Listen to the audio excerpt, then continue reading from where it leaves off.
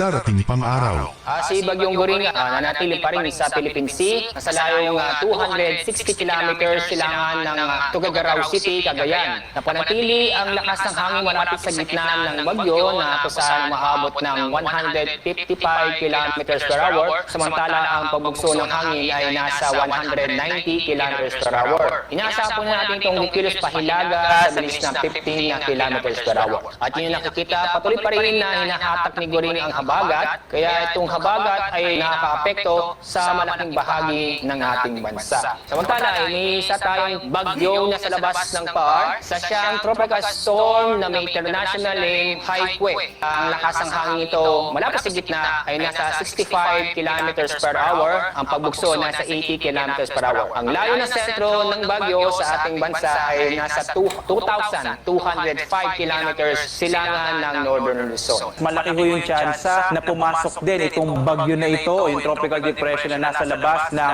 Philippine Area of Responsibility. Samantala, tingnan ho natin yung magiging track itong bagyong papasok pa lamang sa Philippine Area of Responsibility. At posible ho na pumasok ng Philippine Area of Responsibility gabi naman ng Miyerkules itong bagyong ito, at kung sakali po tatawagin natin siyang bagyong Hana. Itong tropical depression na ito, hindi natin natin yung posibilidad na lalo pang lalakas, at pagpasok ito ng Philippine Area of Responsibility, posible po na nasa typhoon category itong bagyong ito. So mapapansin ho natin, lalabas ho ng Huwebes ang bagyong Siguri, papasok naman ho itong bagyong Hana sa araw naman din ho ng Huwebes. Sa dahil po dito sa dalawang bagyo na ito na papasok at lalabas, at isa naman po ipapasok naman araw ng Huwebes, magpapatuloy yung pagpapaigting sa hanging habagat. Kaya ho dahil doon, asahan na ho natin ngayong linggo, partikular na sa malaking bahagi ng Luzon at Western Visayas, magpapatuloy yung maulap na kalangitan at mas malaking tsansa ng mga pag-ulan, dulot ho yan ng pagpapalakas sa hanging habagat. Samantala, ito na lang pong mga lugar na sa ilalim ng Tropical Cyclone Wind Signal number 1 sa Batanes, northern at eastern portion ng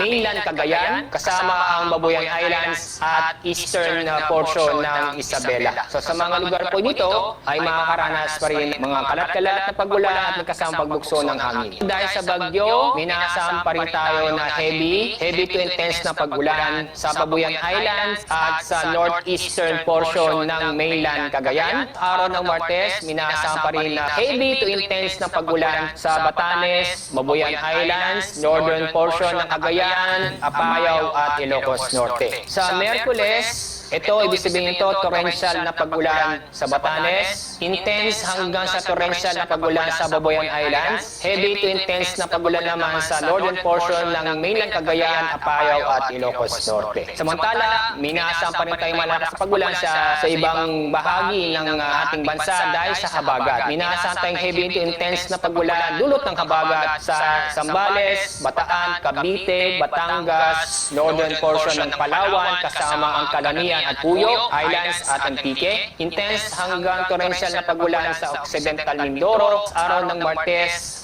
minasam pa rin tayong heavy to intense na pag-ulan sa Zambales, Bataan, Cavite, Batangas, northern portion ng Palawan, kasama ang Calamian at Puyo Island, Antique, sa western portion ng Iloilo at northwestern portion ng Aklan. Intense hanggang torrential na pag-ulan sa Occidental Mindoro. Sa araw ng Miyerkules, heavy to intense na pag-ulan dahil pa rin sa habagat sa Metro Manila, Rizal, Bulacan, Cavite at Batangas. Intense hanggang torrential na pag-ulan sa Zambales, Bataan at Occidental Mindoro. Dahil po dito sa mga inaasang po natin mga malalakas na pag-ulan, patuloy pa rin tayong mag-ingat at alamin po ang ligtas na lugar dahil sa nandiyan pa rin po ang bantahan ng pagbaha at pagguho na lupa, lalo na po sa mga mamababang lugar at malapit sa kailugan. Dahil sa southwest monsoon, makakaranas ng pamisa-misang malalakas na hangin sa Aurora, Bataan, Metro Manila, Calabarzon, Mimaropa, Bicol Region, buong Visayas, Dinagat Islands, Camiguin at sa malaking bahagi ng Zamboanga Peninsula. Sa araw ng Martes, may pa rin tayong malalakas na hangin na inaasahan sa Aurora, Bataan, Bulacan, Metro Manila, Calabarzon, Mimaropa, Bicol Region, buong Visayas, Dinagat Islands, Camiguin at sa malaking bahagi ng Zamboanga Peninsula.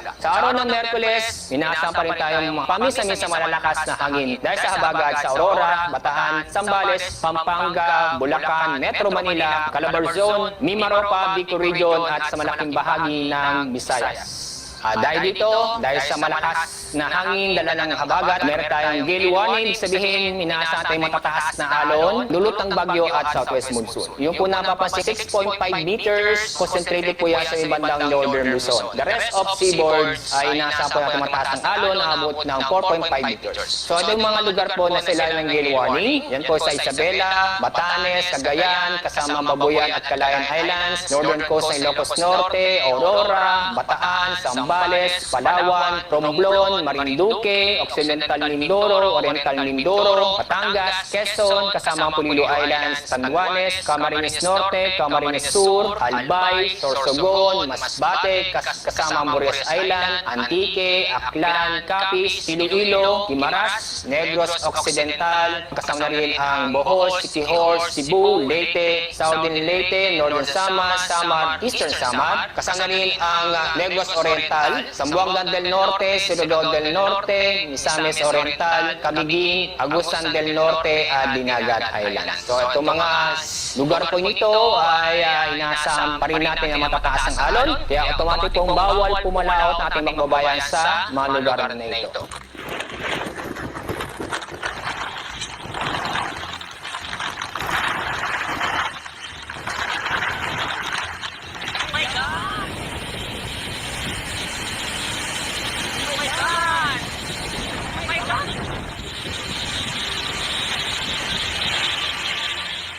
Yan muna ang ating weather update ngayon. Sana ay nakita ninyo ang broadcast na ito na nagbibigay kaalaman at kapaki-pakinabang. Maraming salamat sa DOST Pag-asa sa pagbabahagi ng kanilang mahalagang insight o ulat panahon.